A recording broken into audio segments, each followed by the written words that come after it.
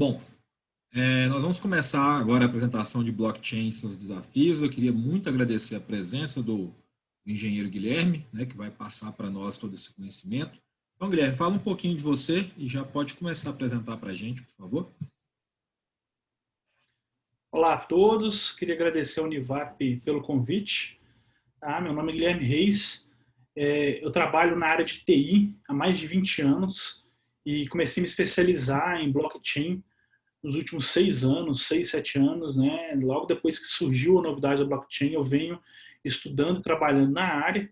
Nos últimos 3, 4 anos, eu venho trabalhando em projetos, desenvolvendo sistemas em blockchain, smart contracts para poder serem rodados dentro de blockchains. Então, é uma área que eu gosto bastante, que eu vim tentando me aprimorar cada vez mais. E eu vim trazer essa palestra para vocês aqui sobre um pouco sobre o que é o blockchain, como que ele funciona e quais são os desafios que a gente tem dessa próxima década que a gente vai iniciar agora, ano que vem, a gente fechando 2020. Então, a gente tem grandes desafios para poder serem transpostos para que essa tecnologia alcance novos níveis. Tá? É tudo sobre uma questão de confiança. Quando a gente fala de blockchain, blockchain é sobre confiança. Sempre que existe um problema de confiança em uma relação, seja entre pessoas, entre empresas, entre pessoas e máquinas, é, é um possível cenário para ser aplicado blockchain. Então, blockchain existe por conta disso.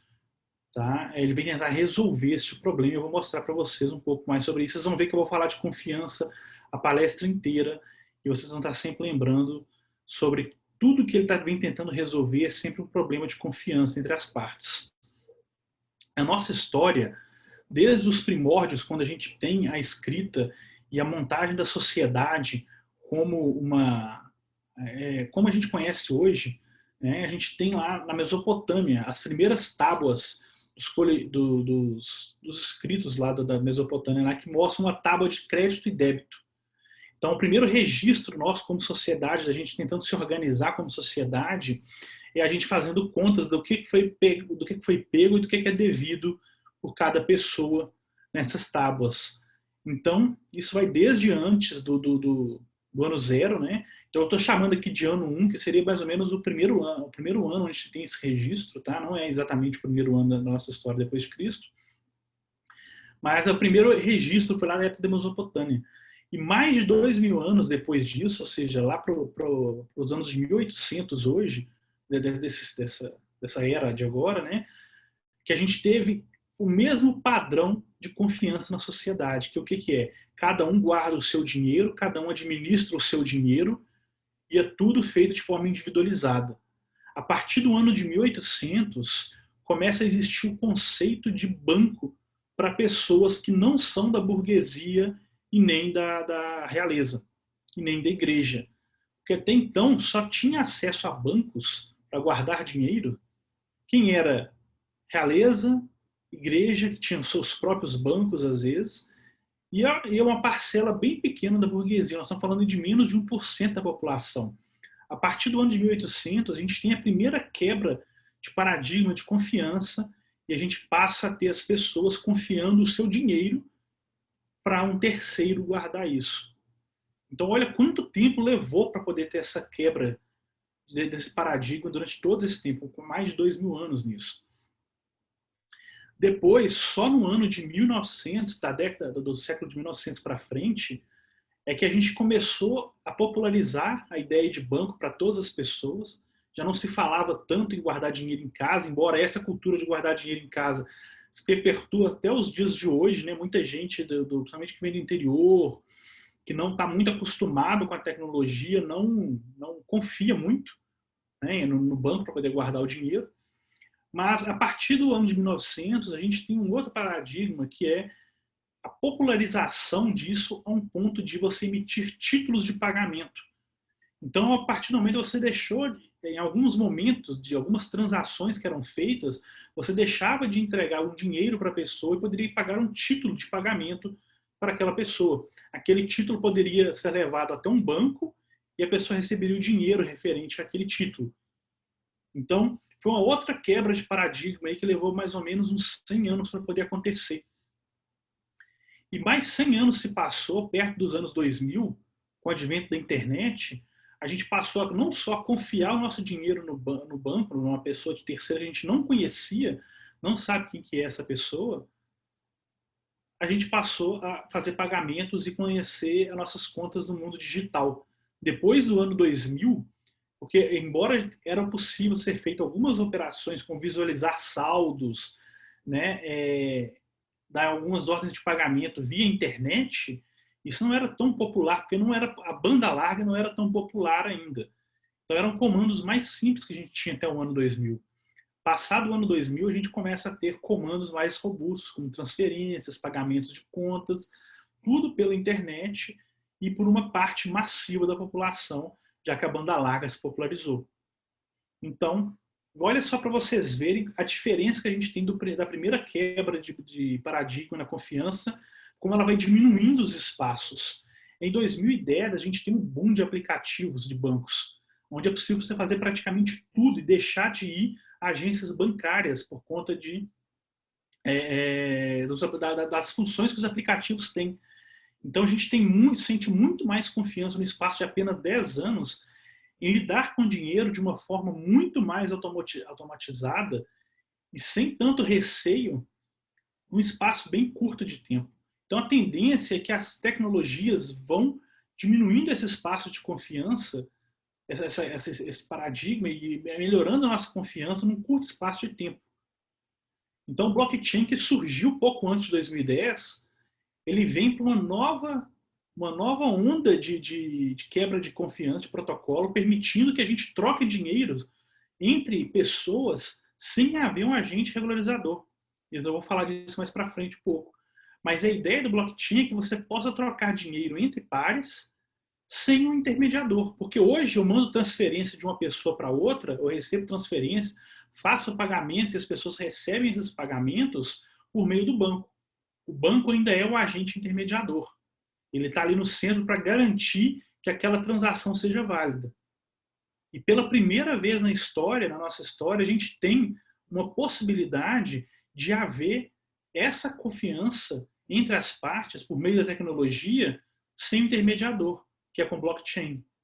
Então eu posso adquirir uma criptomoeda dentro dessa tecnologia, um Bitcoin, um Ethereum, um Zcash, seja lá o que for, e realizar pagamentos entre as outras partes, porque a tecnologia me garante que não vai haver duplo gasto, ou seja, que eu não vou gastar o dinheiro e vou continuar com ele depois, e que esse dinheiro vai chegar à carteira do destinatário da forma que deveria ser. Então, num curto espaço de 10 anos, a gente saiu do começo da banda larga, da popularização da banda larga, dos aplicativos de banco, para uma interface que agora a gente não tem mais intermediário. Porque o intermediário estava presente o tempo inteiro na nossa história. É a primeira vez que agora o intermediário sai. E isso garante para a gente o quê? Muito mais confiança e inclusão de pessoas nessa cadeia de consumo que a gente vive hoje. A gente está acostumado aqui no Brasil a abrir contas em bancos, principalmente esses bancos digitais, né, no mesmo dia. Você entra, acessa o aplicativo, preenche os formulários, tira foto de alguns documentos, envia, e no final da tarde você tem seu número de agência e conta e já pode começar a receber pagamento no mesmo dia. Essa facilidade que a gente tem no Brasil, ela não existe no resto do mundo. Em alguns lugares do mundo a gente tem isso, sabe? Um exemplo que eu dou para vocês, eu estou num projeto numa startup que a gente abriu uma empresa no Reino Unido e a gente levou mais ou menos 48 horas para ter o nosso equivalente ao CNPJ lá. Foi muito rápido a abertura da empresa, mas a gente levou 2 meses aproximadamente para poder ter a conta bancária. O processo para se abrir uma conta bancária no Reino Unido é extremamente burocrático, muito burocrático. Requer diversos documentos para poder provar que o banco é simplesmente para ele poder guardar o seu dinheiro lá dentro. Então, alguns países, o acesso a essa linha esse serviço de conta em banco, de cartões de crédito, é muito mais escasso. E nós estamos falando aqui, eu dou o exemplo para vocês do Reino Unido.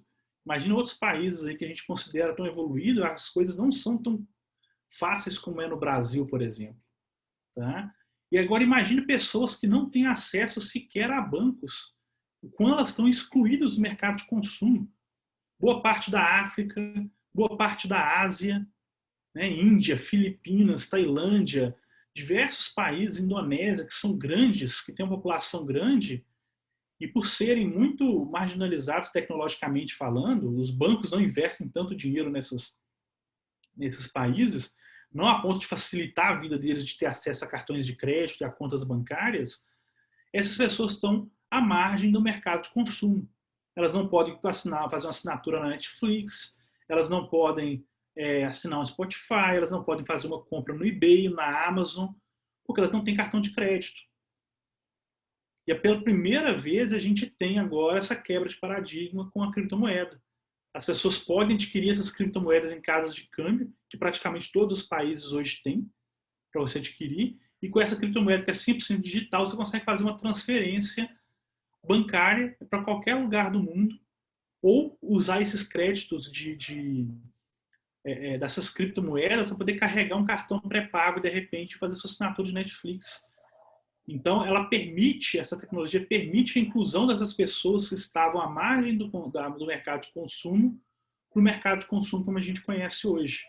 Então, foi uma quebra grande de paradigma aí, e graças à tecnologia blockchain. Uma outra característica muito comum, que o que garante a gente ter confiança na tecnologia blockchain, é justamente a questão da criptografia. Criptografia que não é uma coisa moderna, é uma coisa antiga.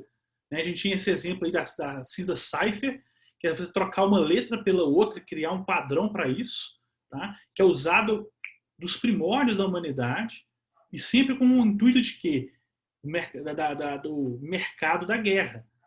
Então, criptografar mensagens para poder se mandar entre generais, entre postos de batalha, é um hábito antigo da humanidade e de nós todos como sociedade. E isso garante confiança na mensagem, né? E essa criptografia ela vem evoluindo com o passar dos anos. Então a gente vem criando métodos cada vez mais robustos de criar modelos criptográficos que funcionem bem. A gente tem um exemplo da Enigma, que revolucionou a Segunda Guerra Mundial. É uma máquina 100% mecânica, que até hoje você consegue manusear os cilindros dela e vê-la em funcionamento. Ela possuía 3 cilindros que eram intercambiáveis entre si. Cada 3 cilindros você podia ajustar ele para 26 posições diferentes, o que nos dá 263 variações, o que dá 17.576 combinações diferentes. Então, olha a capacidade de criptografia que a gente tinha no começo do século passado. Você ainda podia trocar 6 letras ainda de ordem do alfabeto, das 26 posições disponíveis, o que daria mais de 1 bilhão de combinações diferentes. Multiplica isso tudo, a gente tem um número enorme de combinações, um poder criptográfico muito grande, que hoje, para os processadores de hoje, é muito fácil de quebrar. Mas para a época era o que tinha. E isso era muita coisa. E com blockchain hoje, a gente tem tecnologias de criptografia que foram evoluídas, que começou no... Esse aqui é o exemplo, a mecânica para vocês verem dos cilindros da Enigma, para vocês verem como é que funcionava, né, as engrenagens dela para poder gerar os modelos criptografados, tá? E aqui vocês estão vendo que são cilindros específicos de determinadas letras. Então, você tinha uma variedade de mais da casa dos bilhões, chegando aos trilhões aí de possibilidades diferentes. Então era muito difícil de quebrar essa criptografia. Depois a gente foi passando para criptografias um pouco mais confiáveis, onde a gente aplicava aquele mesmo método de chave. Eu pegava uma chave que ia embaralhar aquela letra lá, e essa mesma chave era utilizada para desembaralhar. Mas não era tão confiável assim, porque se essa chave vazasse, ou se ela fosse exposta, você conseguiria interpretar aquele texto que estava criptografado.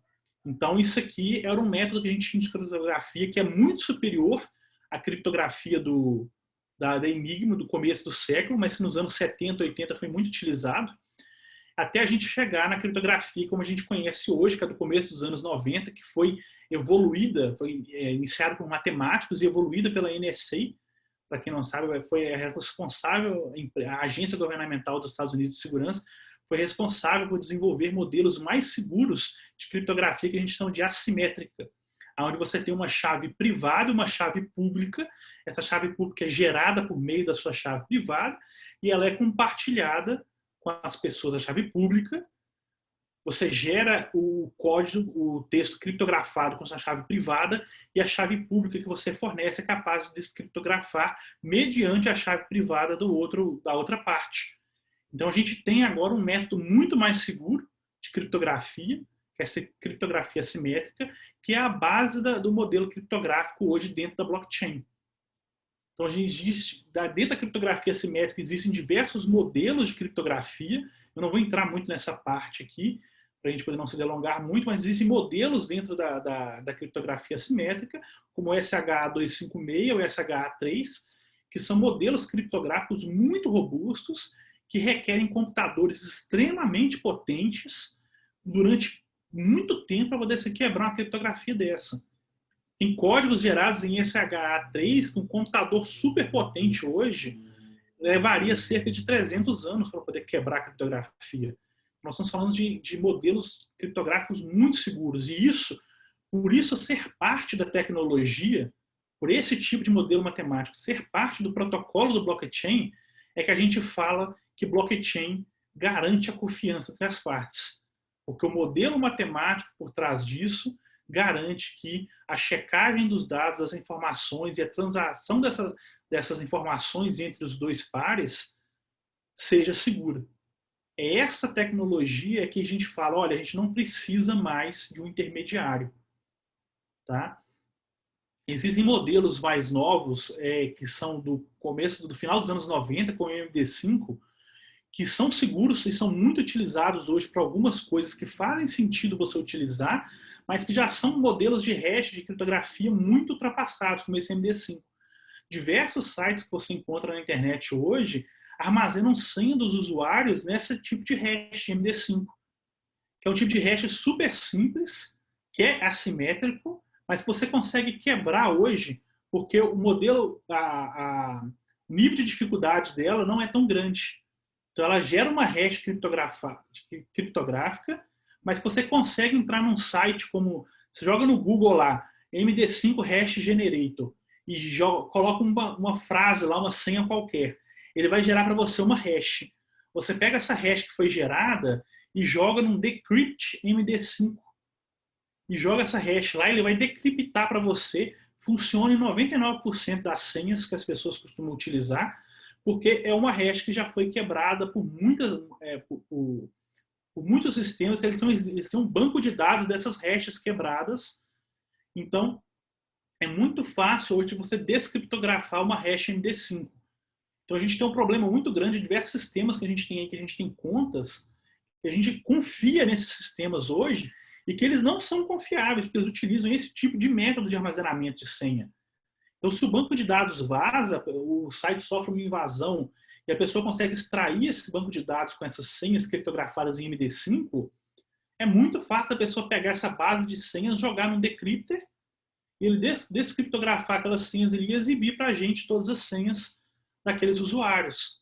E a gente ainda assim, porque a gente não entende tanto de criptografia, o usuário comum, a gente confia nesses sites. Enquanto o blockchain utiliza um modelo de criptografia SHA-256, dupla SHA-256 igual ao do Bitcoin, SHA-3, que são modelos matemáticos muito mais robustos, que você não consegue fazer esse caminho reverso como você consegue fazer no MD5, e as pessoas ficam com receio, porque não entendem, né, dessa evolução que existe hoje.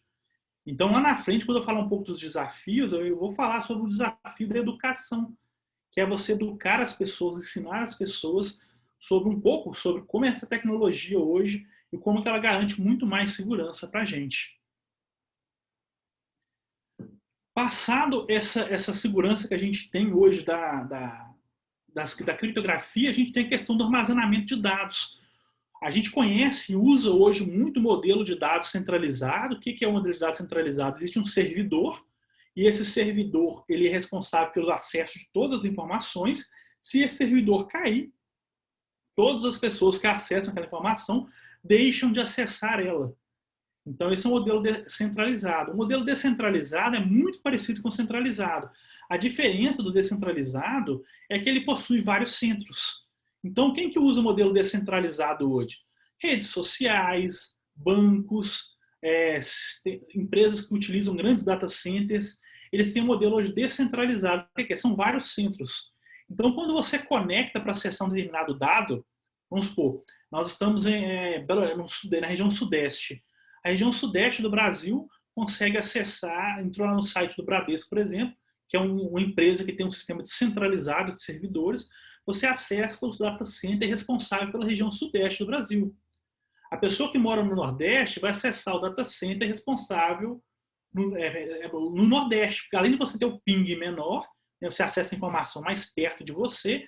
Se o servidor do Nordeste cair, por algum motivo, ele direciona todas as conexões do Nordeste para o Sudeste. Então, o usuário não fica sem aquela informação. O servidor do Brasil caiu. Você aponta o usuário para o servidor de Hong Kong, aponta o usuário para o servidor de Nova York. Então, esse é um modelo descentralizado, que é muito utilizado hoje também. Agora, o modelo distribuído, que é a ideia que veio por trás do Bitcoin e da blockchain, o modelo distribuído faz com que cada nó da rede, cada computador da rede tenha uma cópia da base inteira. Então, para você acessar a informação, você pode acessar de qualquer nó dessa rede. É como se cada pessoa... Imagina, pegar o exemplo do banco que eu utilizei. Imagina que cada usuário do Bradesco tivesse armazenado no computador dele a base inteira de cliente Bradesco criptografada. Então, qualquer usuário ele é servidor e usuário ao mesmo tempo. Porque ele tanto transmite informações da base dele, como ele utiliza informações da base dele. Então é isso que blockchain faz, ela distribui entre os nós da rede, entre os computadores da rede, toda a sua base de dados, tá? E aí todo mundo é servidor e todo mundo é usuário ao mesmo tempo. Isso garante uma isonomia, uma coisa homogênea na rede e que garante muito mais segurança.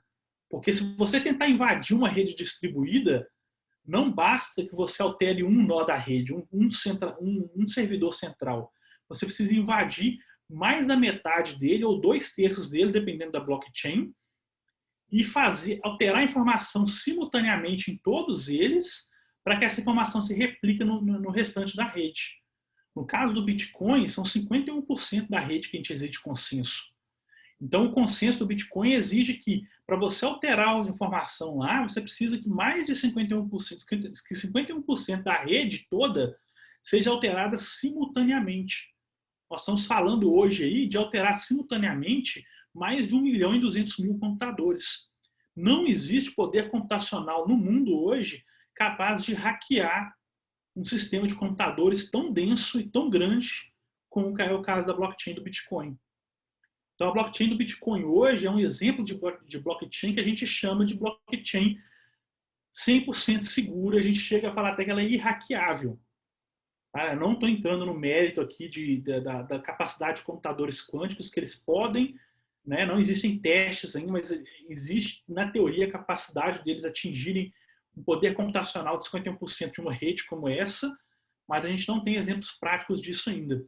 Mas com o que a gente tem hoje no mercado, por mais moderno, por mais eficiente que sejam os processadores, e por mais que você junte processadores, precisaria de um custo operacional muito grande para poder viabilizar uma alteração numa blockchain como a do Bitcoin, por exemplo.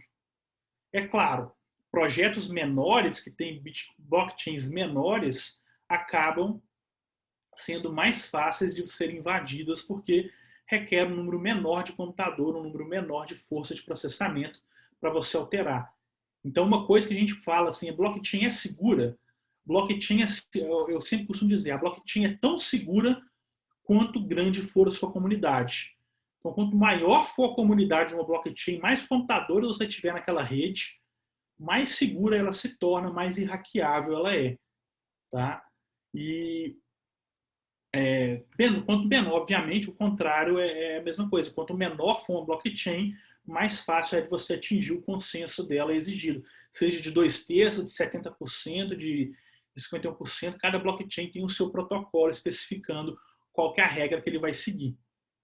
Tá? Então, blockchain, essa tecnologia, ela garante para a gente uma comunicação segura e confiável. E outra coisa, ela é imutável. A maioria dos protocolos da blockchain garantem muito poucos, eu diria que assim, 1% dos projetos em blockchain garantem alterações em sua base de dados. Tá? São projetos bem específicos para fins específicos. Então, assim, a regra de alteração de banco de dados delas, como é o caso da EOS, se vocês quiserem pesquisar depois, é EOS. Letra E de escola, O de objeto e S de sapo. Essa blockchain específica, ela permite, por meio de votações, que dados sejam alterados. Mas existe uma série de regras de governança em cima disso, que é um caso específico de uma parcela pequena das blockchains. Para todas as outras, blockchain é imutável. Isso significa o quê? Que uma vez gravada a informação nela, aquela informação não é mais apagada, aquela informação não é mais alterada, uma vez que ela é validada pela rede. Como é que funciona essa validação? Vou dar um exemplo para vocês aqui do João e da Ana. O João quer vender um carro e a Ana está querendo comprar um carro. Então o João pega todas as informações do carro dele, então pega a cor dele, ele pega o número da placa do carro, licença, a data do ano, a taxa que ele pagou nessa venda e o valor da venda dele. Ele pega também o ID da transação que a Ana pagou para ele. Então, se ele quiser fazer o registro dessa venda na blockchain, ele pega todas essas informações, coloca aí tem que ter um sistema para poder integrar essa blockchain. Ele vai transformar essa transação dele em uma hash criptográfica, ou seja, todas essas informações vão estar contidas dentro de uma hash, e essa hash que pesa poucos bytes, não é nem kbytes, é bytes, que pesa lá 2, 3 bytes, ela vai ser armazenada dentro de um bloco que tem um determinado endereço, e esse bloco inteiro tem às vezes 225 bytes, tem blocos de 30 kbytes, blocos de 1 mega, como é o caso do Bitcoin, né, que ele armazena transações durante 10 minutos, né, antes de fechar. Então, ele vai pegando todas essas transações que acontecem ali dentro, tem a hash daquela transação, ele fala em qual bloco está gravado e qual a data e o horário que aquela informação foi gravada. Então, a partir desse momento que essa informação foi gravada ali dentro, você tem um registro vitalício ali e imutável de todas as transações desse carro. Então, por exemplo, se eu pegar essa hash que está aqui debaixo do address, aqui no segundo quadrado aqui, dentro dela ali eu vou ter o ID da transação e dentro dela eu vou ter todas as informações que o João colocou ali dentro. Então é assim que você compacta as informações em uma hash e joga ela dentro do bloco. Uma vez que eu pego isso, eu distribuo essa informação para todos os computadores da rede. No caso, vou pegar um exemplo que nós temos uma rede Ethereum aqui, que é uma rede que comporta outros tipos de informações e smart contracts dentro dela. Então eu pego essa informação que está lá dentro, jogo para todos os computadores da rede, eles dão uma validação para a gente, ver se o protocolo seguiu todas as etapas matemáticas corretas para poder serem validadas aquelas transações, se todas as transações tiverem início, meio e fim, se elas poderiam ter sido feitas. Às vezes uma transação de dinheiro, ela deixa de ser validada porque o cara colocou lá, eu quero transferir R$100, na minha carteira só tinha 98.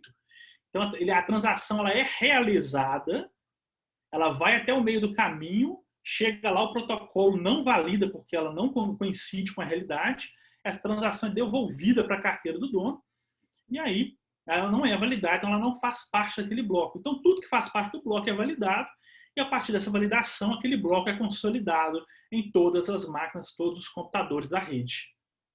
Então, basicamente, quando a gente pega uma blockchain para poder ver como é que é, o blockchain não é mais uma cadeia de blocos. Então, dentro do bloco, a gente tem o cabeçalho do bloco anterior, o cabeçalho desse bloco, quer dizer, a hash do bloco anterior, todas as transações lá dentro. Debaixo dessas transações, a gente tem a prova de trabalho que gerou aquele bloco lá, que foi possível minerar.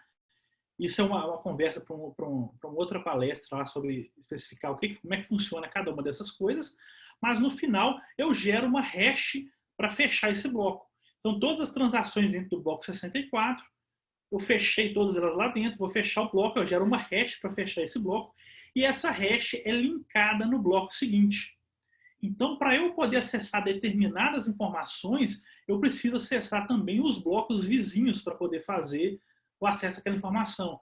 Então, requer muito, é um outro nível de segurança que você adiciona numa coisa que, matematicamente falando, já era muito segura. E assim vai seguindo os próximos blocos de anos, os próximos blocos e assim por diante. Para vocês terem uma ideia, a blockchain do Bitcoin, ela fecha blocos de 1 mega a cada 10 minutos. Então, em 1 hora, você tem 6 blocos, você tem 6 megas. A blockchain do Bitcoin hoje, ela pesa hoje, em média, 220 gigas. Então, esses 220 gigas estão copiados em todos os computadores da rede. Então, todo mundo tem uma cópia exata da blockchain inteira do Bitcoin, desde o primeiro bloco, que a gente chama de bloco Gênesis, até o último bloco que foi minerado nos últimos 10 minutos, estão lá armazenados na blockchain. Quando a gente pensa nessa rede enorme que a gente tem de computadores ligados, que é capaz de resolver muitas coisas além de só armazenar transações, pensando, qual o poder de processamento disso?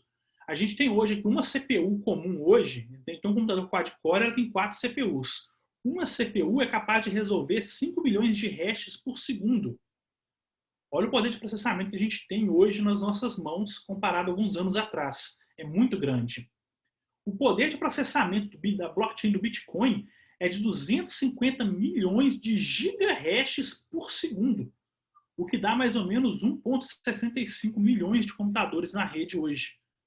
Então imagina o poder computacional que você precisa, o processamento que você precisa para conseguir atingir 51% disso e também 51% de conexão com esses 1 milhão e 600, com metade desses 1 milhão e 650 mil computadores dessa rede.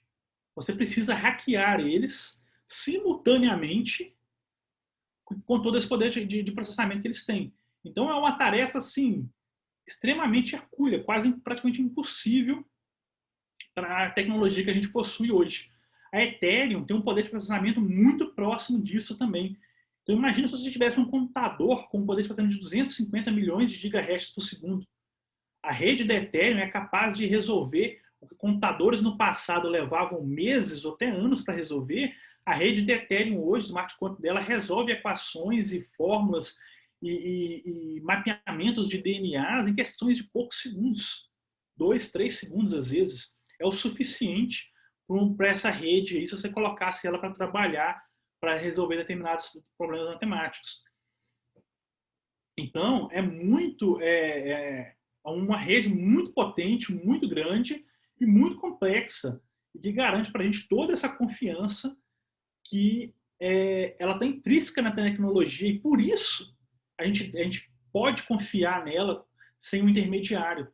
Não existe sistema bancário do mundo, e nem se você somar todo o sistema bancário do mundo, que garante uma rede tão confiável como essa da blockchain do Bitcoin, da Ethereum e de outras criptomoedas que são mais robustas. Não existe hoje. Pode somar todos os sistemas bancários do mundo hoje, eles não chegariam aos pés da tecnologia, da capacidade de processamento e da confiança fornecida pela rede dessas blockchains.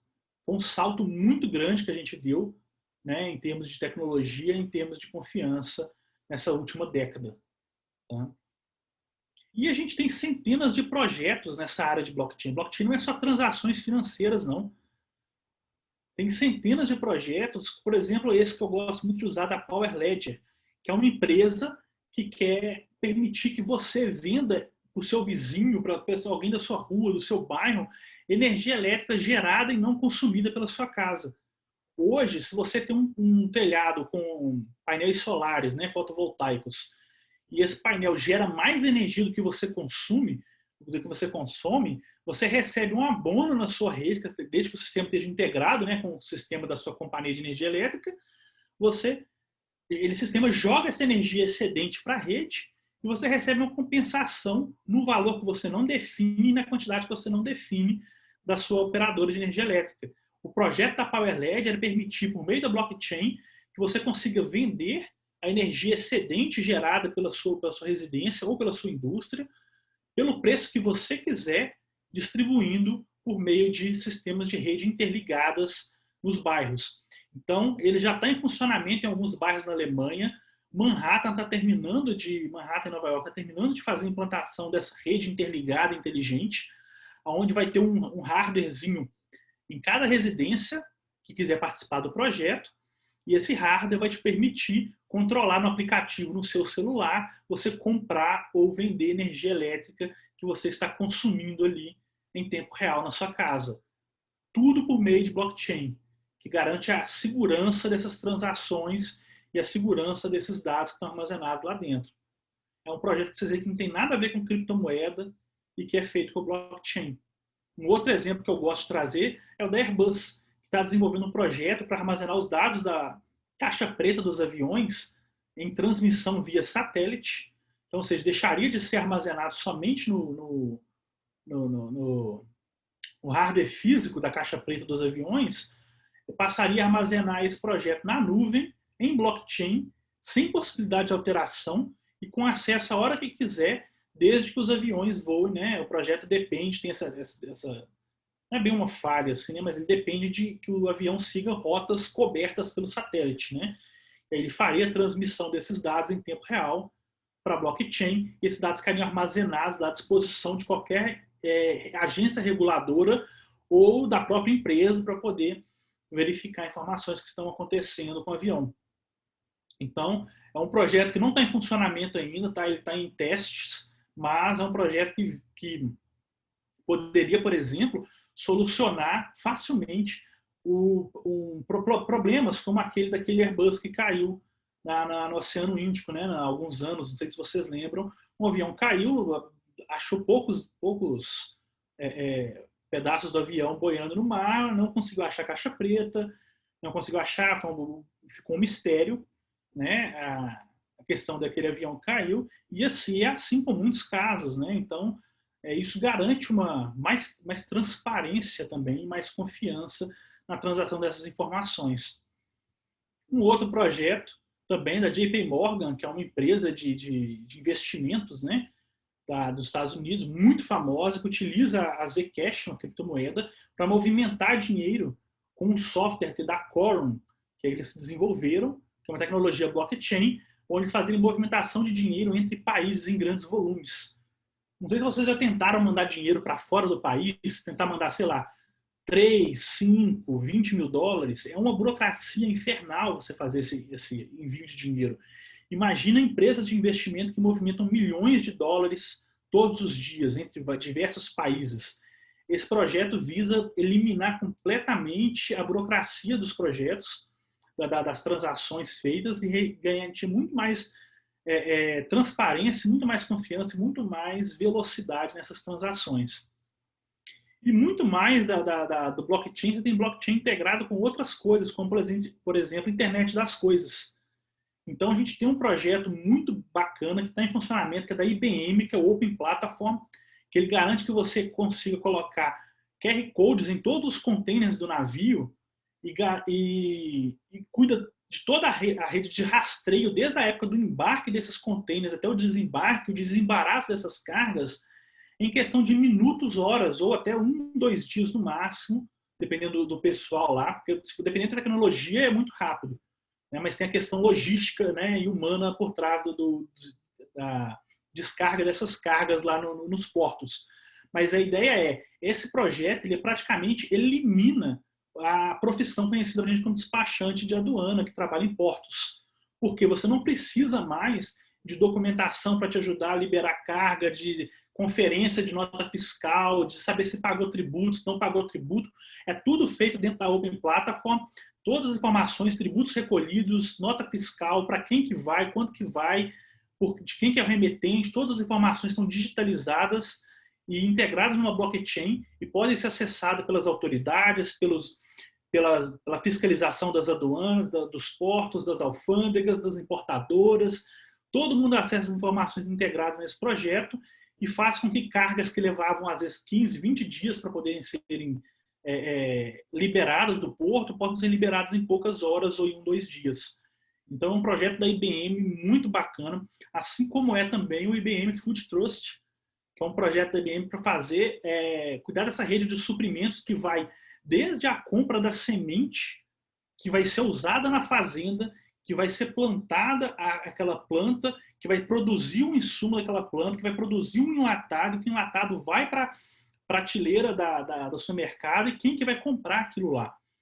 Então, tudo isso é registrado pelo IBM Food Trust em blockchain e utilizando câmeras para poder... Vocês devem ter visto já que nos supermercados que identificam câmeras que identificam retirada de produto para poder fazer novos pedidos, reposição, esse tipo de coisa, e até mesmo serviços manuais lá nos Estados Unidos. Teve um caso, há uns 4 anos atrás, mais ou menos, o Walmart teve um prejuízo gigantesco, não só financeiro, né, mas de reputação também, por causa de espinafre em lata que eles vendiam lá.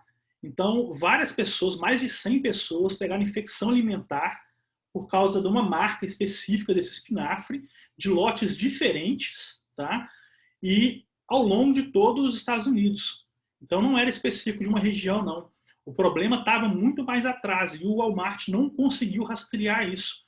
O que ele teve que fazer? Tirar todo o espinafre.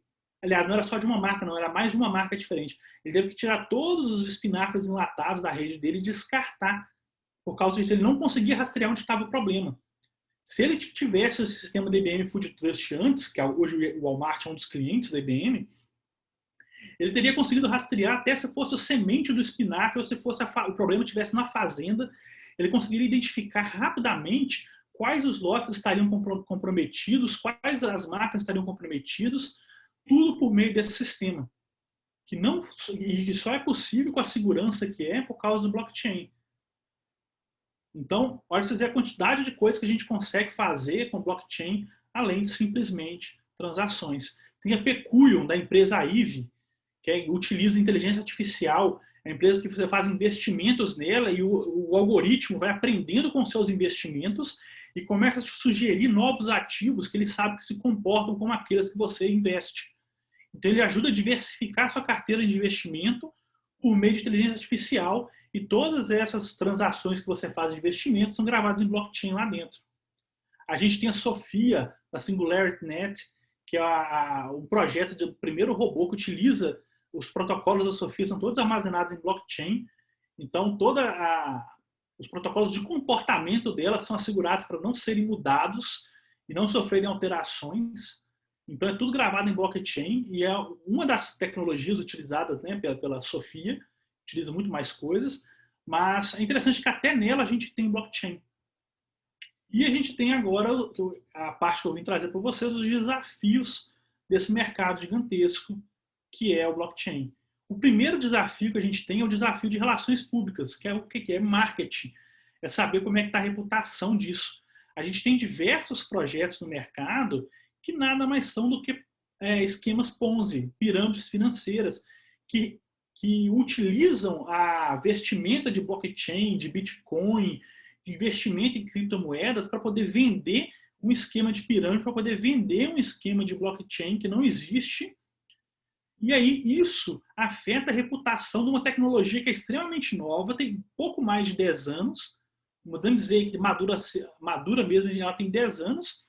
Então, é uma tecnologia muito nova que vem tendo filme queimado no mercado, não só no Brasil, mas em todo o mundo, por empresas, pessoas que estão utilizando dessa tecnologia, dessa vestimenta aí da tecnologia, para poder vender esquemas fraudulentos. Então, isso acaba afastando muitas pessoas da tecnologia e dessa inovação que o blockchain traz. Eu mesmo, como consultor na área de blockchain, já dei palestras onde a pessoa começou a ouvir falar Bitcoin e falou, isso aí é pirâmide.